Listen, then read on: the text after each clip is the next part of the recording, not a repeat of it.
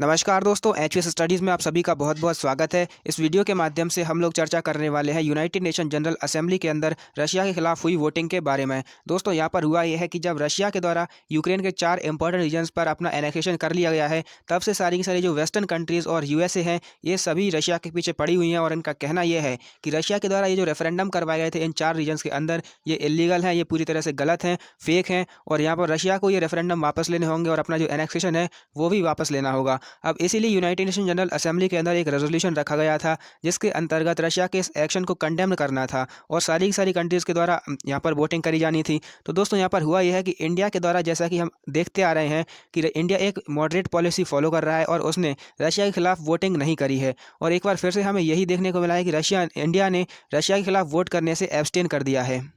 लेकिन यहाँ पर कई सारी कंट्रीज़ ने रशिया को कंडेम किया, जिससे कि यहाँ पर ये जो रेजोल्यूशन है वो रशिया के फेवर में नहीं गया। दोस्तों, यहाँ पर आप देख सकते हैं तरह तरह के आर्टिकल्स आपको मिल जाएंगे। टाइम्स ऑफ इंडिया का ये आर्टिकल है, India abstains on United Nation General Assembly resolution that condemn Russia's illegal referenda attempt to annex part of Ukraine. यहाँ पर आप इंडिया टुडे की खबर देख सकते हैं, India abstain from UNGA vote on Russia's illegal annexation of Ukraine. तो इस तरह के आर्टिकल हमको देखने को मिल रहे हैं। अब दोस्तों, इस वीडियो के अंदर हम इस पूरे मुद्दे के बारे में डिटेल में चर्चा करेंगे, तो बने रहिए इस वीडियो में अंत तक। और यदि अभी तक आपने एचवीएस स्टडीज़ को सब्सक्राइब नहीं किया है तो अभी सब्सक्राइब कर लीजिए, जिससे आपको हमारी वीडियोज़ की नोटिफिकेशन टाइम टू टाइम मिलती रहेंगी। तो चलिए स्टार्ट करते हैं आज के इस डिस्कशन को। न्यूज़ को थोड़ा सा डिटेल में हम समझते हैं। तो दोस्तों, यूनाइटेड नेशन जनरल असेंबली, अगर इसकी हम बात करें तो ये यूनाइटेड नेशन सिक्योरिटी काउंसिल से थोड़ी अलग है। ये दोनों हैं तो यूनाइटेड नेशंस का ही पार्ट, लेकिन यहाँ पर दोस्तों हमें देखने को मिलता है कि यूनाइटेड नेशन जनरल असेंबली के अंदर टोटल 193 कंट्रीज़ हैं, जिसमें कि हर एक कंट्री का अपना अलग अलग एक वोट होता है। जबकि हम यूनाइटेड नेशन सिक्योरिटी काउंसिल के अंदर ये देखते हैं कि वहाँ पर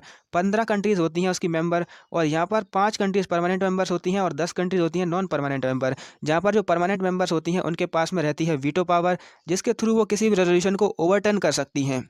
यानी कि यदि वो किसी भी रेजोल्यूशन को अपनी सहमति प्रदान नहीं करती हैं तो वो रेजोल्यूशन यहाँ पर फेल हो जाता है। लेकिन दोस्तों, जहाँ पर ये जो नॉन परमानेंट मेंबर्स होते हैं, इनके वोट का उतना ज़्यादा महत्व नहीं होता है जितना कि परमानेंट मेंबर्स का यहाँ पर देखने को मिलता है। लेकिन दोस्तों, यूनाइटेड नेशन जनरल असेंबली के अंदर यहाँ पर थोड़ा सा सिस्टम अलग देखने को मिलता है और यहाँ पर टोटल 193 कंट्रीज़ जो हैं उन सभी का बराबर वोट होता है और बराबर यहाँ पर वोटिंग करी जाती है। तो दोस्तों, अब हुआ ये था यहाँ पर कि जो रशिया के द्वारा यूक्रेन के 4 इंपॉर्टेंट रीजन्स को कैप्चर किया गया था, मैंने आपको कई बार ये बताया भी है। यहाँ पर आप देख सकते हैं लुहांस्क, डोनेस्क, ज़पोरिज़िया, खेरसोन। तो ये सारे के सारे जो 4 इंपॉर्टेंट रीजन्स हैं यूक्रेन के, जो कि यूक्रेन का लगभग 15% यहाँ पर बनाते हैं, तो इनको यहाँ पर इनके रशिया के द्वारा एनेक्स कर लिया गया था। यहाँ पर रेफरेंडम करवाए थे, जिसके अंदर जो रिजल्ट है वो देखने को मिले थे कि किसी रीजन के अंदर 90% लोग, किसी रीजन के अंदर 99, 98 ऐसे लोग यहाँ पर रशिया को ज्वाइन करना चाहते थे।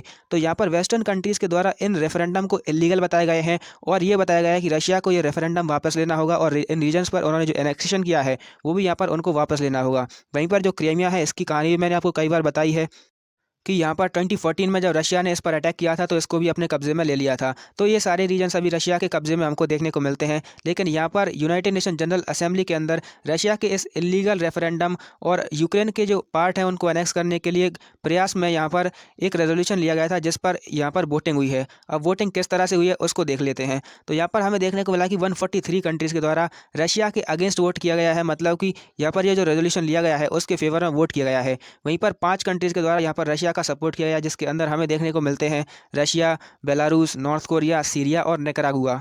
इन कंट्रीज़ ने यहाँ पर रशिया का सपोर्ट किया है और ये जो रेजोल्यूशन है इसके विरोध में वोट किया है। वहीं पर 35 कंट्रीज़ के द्वारा एब्सटेन कर दिया है, जिसमें इंडिया भी शामिल है। और इंडिया अपनी मॉडरेट पॉलिसी को पकड़े हुए है, जिस तरह से उसने पहले भी रशिया के खिलाफ वोट नहीं किया है यूनाइटेड नेशंस के अंदर। एक बार फिर से इंडिया ने रशिया के खिलाफ वोट करने से एब्सटेन कर दिया है। इसके अलावा दोस्तों, हमें यहाँ पर थोड़ी सी सियासत भी देखने को मिली है। यहाँ पर हुआ यह है कि जो पाकिस्तान के एम्बेसडर थे यूनाइटेड नेशंस के अंदर, मुनीर अकरम, उन्होंने इस प्लेटफॉर्म का फ़ायदा उठाते हुए इंडिया के खिलाफ यहाँ पर कश्मीर इशू को रेज कर दिया है। इन्होंने अपना वोट तो जो है वो किया ही किया, उसके बाद में उन्होंने कश्मीर इशू को रेज कर दिया, जिसके बाद इनको करारा जवाब देखने को मिला। हमारी जो एम्बेसडर हैं यहाँ पर, जिनका नाम है रुचिरा कंबोज, इन्होंने यहाँ पर पाकिस्तान को करारा जवाब दिया है। दोस्तों, यहाँ पर हुआ ये था कि जो मुनीर अकरम है, जो कि पाकिस्तान के एम्बेसडर हैं, उन्होंने कश्मीर इशू को उठाते हुए इसको रशिया यूक्रेन वॉर से जोड़ा था। उन्होंने बताया था कि जिस तरह से रशिया यूक्रेन की टेरिटरीज पर कब्जा कर रहा है, ऐसे ही इंडिया ने यहाँ पर कश्मीर पर कब्जा कर लिया है। इस तरह की जो स्टेटमेंट है इन्होंने दी गई थी। लेकिन दोस्तों, यहाँ पर इन्होंने, रुचिरा कंबोज ने यहाँ पर यह कहा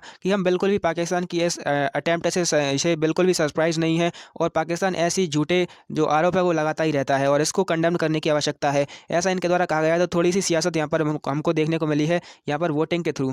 तो दोस्तों ये सारी की सारी चीज़ें थी इस वीडियो के अंदर, जहाँ पर हमने देखा कि इंडिया ने एक बार फिर से रशिया के खिलाफ वोट करने से एब्सटेन कर दिया है, और वहीं पर थोड़ी सी यहाँ पर हमें इंडिया पाकिस्तान के बीच में जो झड़प है वो भी देखने को मिली है। तो ये सारी की सारी चीज़ें थी इस वीडियो के अंदर, जहाँ पर हमने कई सारी चीज़ों को अच्छे से डिस्कस किया। यदि वीडियो आपको पसंद आती है तो इसको लाइक जरूर कीजिए, और यदि अभी तक आपने इस चैनल को सब्सक्राइब नहीं किया है तो अभी सब्सक्राइब कर दीजिए, जिससे आपको हमारी वीडियोज़ की नोटिफिकेशंस मिलती रहती हैं। तो चलिए समाप्त करते हैं इस वीडियो को, मिलते हैं नेक्स्ट वीडियो में, तब तक के लिए नमस्कार।